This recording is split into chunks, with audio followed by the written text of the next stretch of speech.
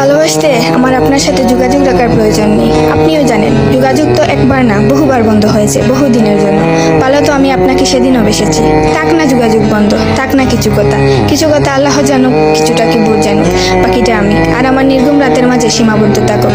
কিছু একটা অপূর্ণ ছিল যা কখনো পূর্ণতা পায়নি। কেউ একজন আমারও ছিল, কিন্তু সে আমার হয়নি। তারপর যাকে বহুবার দেখার পরেও মন ভরে নাই, তাকে আজ বহুদিন দেখি না। তোমাকে আজও পুরোপুরি ভুলে ওঠা হয়নি। তুমি আছো, তুমি রয়ে গেছো। তুমি আমায় ভালোবাসোনি, এটা তোমার ভুল ছিল না। তোমার জায়গা থেকে তুমি সঠিক ছিলে। ভুল ছিল আমার। কেন জানো? বিনা অনুমতিতে তোমাকে ভালোবেসেছি। তোমাকে না জানিয়ে সহস্রাধিক স্বপ্ন বুনেছি।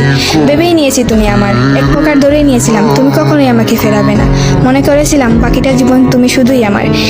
এসব কিছুই ভুল ছিল, সব কিছু ভুল ছিল। আরো ভুল ছিল কি জানো?